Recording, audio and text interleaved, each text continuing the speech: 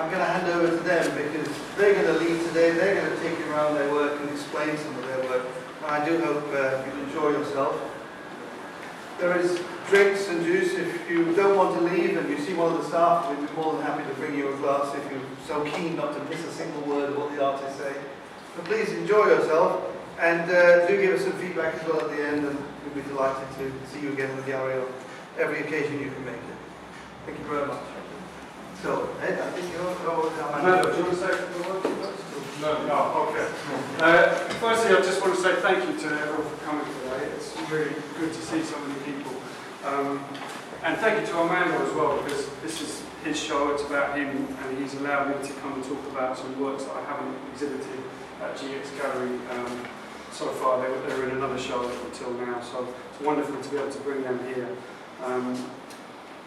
This body of work is something that I've been working on for quite a few years now. These paintings are related, not just because I made them and the style of them, because they're connected to the art of the Renaissance. Just on the screen up here, I put one of my favourite painters, Bruegel, and this is a painting that you can see in the National Gallery. Some years ago I was asked to give a talk at the National Gallery about paintings that I admired, and I chose a few different paintings. I didn't really realise that they're all connected by one thing, and that was the fact that they're adoration paintings. And I'm not a religious person as such, so I didn't really think about that as a concept, but obviously it's about the nativity and the birth of the Christ child and the wise men, the kings coming to meet them for the first time. It's that story that we're all familiar with, really. For me, it's about interactions, okay? So you've got the wise men presenting gifts to the Christ child there. And there's wonderful painting about Bruegel that I could talk about for a long, long time, but it's my favourite of all the adoration paintings that these artists worked on for so many years, for a couple of hundred years, all of my favourite Renaissance painters. And I was trying to find a way to use those ideas to kind of celebrate the city. So my adoration was for the City of London, really, and the things that I admired about the City of London. And it's a continuation of work that I've been doing for about 20 years now, but I think finding this theme has really liberated me in a lot of ways. Stylistically, those paintings are full of layers of compositions, layers of figures, and different interactions going on at different parts of those paintings. So I've kind of borrowed that idea and put it into my own work. There's always a central feature in those paintings. There's always a structure at the back of them, which is, in the Renaissance paintings, represents the politics of the church at the time. In my paintings, it's a kind of fixture, whether it's a football stadium in the Arsenal painting that I did, or the Millwall painting, or here, like in Southwark Park, it's the bandstand. It's about spectacle, and that's what I'm interested in, the spectacle of life in the city. This is a focus for that spectacle. Like in the Renaissance paintings, the structure is a focus for that painting. And for me, this is about this painting is the Bermondsey Carnival, and it's a celebration of music, of free festivals in London, and the things that I've been seeing ever since I was a little boy. If you go to a free festival in London and go and listen to music, and it's a celebration of that really, and the musicians that I've seen over the years.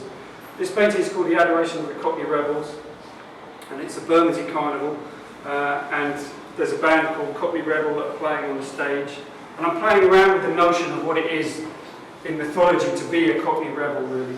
On a couple of occasions over the years that I've been going to this festival, there has been, wonderful family scenes that I've seen, but there's also been fights breaking out when people have had too much to drink and it's a sunny day. So, I'm interested in both those aspects, the kind of positive and the negative of city life, really, and how people interact together. I've borrowed elements from the Bruegel painting. Here's this sort of grandfather presenting his son this little model boat. And in the Bruegel painting, one of the kings has got a golden boat there that he's presenting to the child. So there's elements of invention in this painting, as well as the reality of things that I've sketched. This is me drawing at the time, little drawings falling out of my sketchbook. So it's mixing those two things together. The name on the ship is the Mayflower, and the Mayflower is famous for the area because it's the founding fathers went off to America from Rotherhithe, supposedly. So there's a little reference to that there as well. In the front of the painting, this character here is reading the local newspaper, and there's lots of references to current sort of situations in the borough of Southwark, and characters, a character that died who was well known and loved in the community. So there's all these different elements about this community and these people that you know, some of whom are friends of mine, people I know well, that I'm celebrating. And just on the floor here is something about the development that's going on, the regeneration that's happening in the borough too.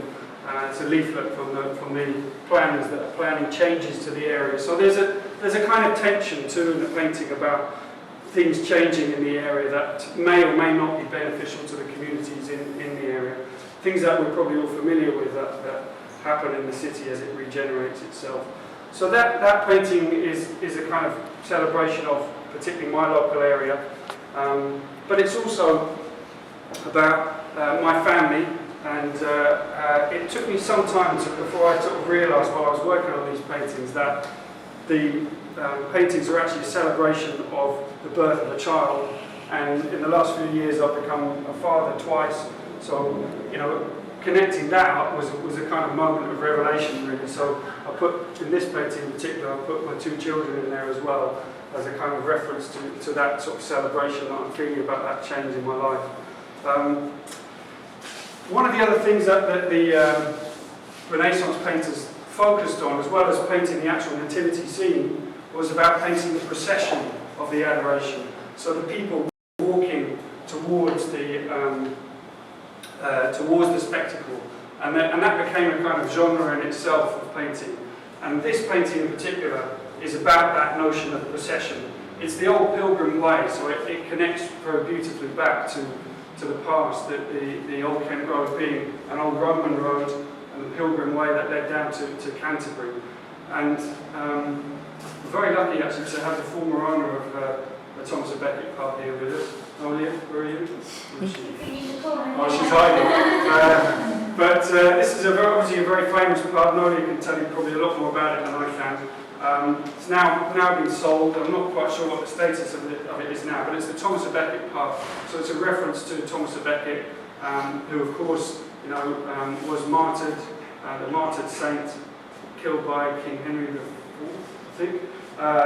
So there's lots of references to blades and knives in this painting and the violence of that history of London. This central sculpture, this strange sculpture that you see, that you might be familiar with if you know the Old Kent Road, became the centre of this painting for me. I mean, I started to think of it as a blade in itself.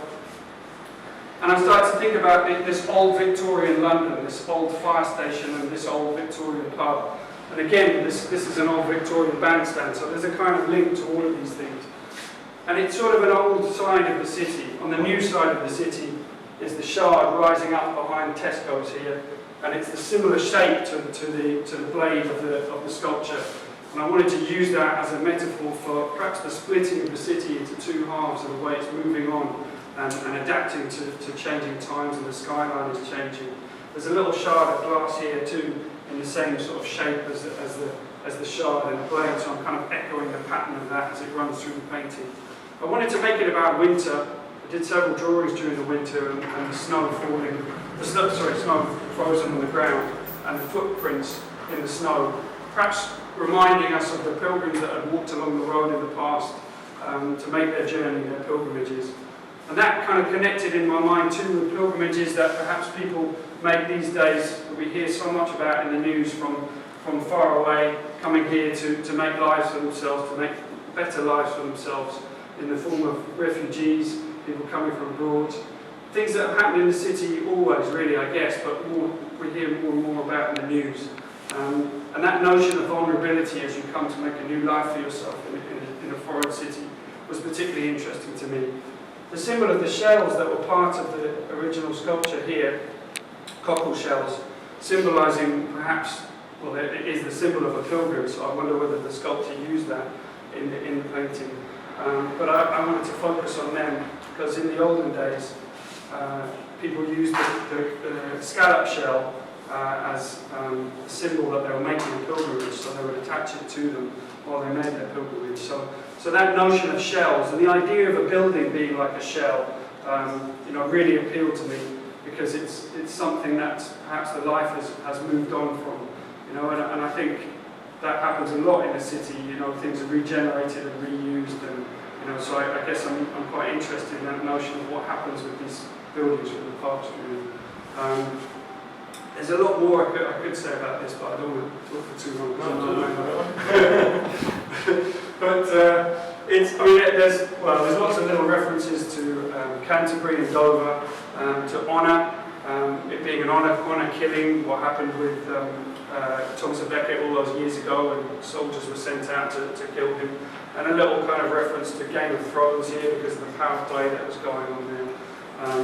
I used the word esco, that I took from the Tesco bag there, because esco means I become in Latin, and that interested me in the notion that when you make a pilgrimage, you change yourself to become something else, to become better, to make a better life for yourself, to become a better person. Those are things that interested me. And I think I'll just leave you with this, because I think the most important thing for me of all was that the notion of making an artwork is about making a pilgrimage. It's about making a journey to transform yourself, really. And that's what all of my work is about, my reflecting back my love for this city, and my love for the people of this city, really. And changing me through making this work, really. So, I think that's probably enough. And I'm going to pass on to Amanda. I think one of the things that links so well is the drama in both of our works, really. I've been looking at Amanda's fantastic work today, and particularly the drawings downstairs and those Renaissance poses that he's captured so beautifully in those paintings.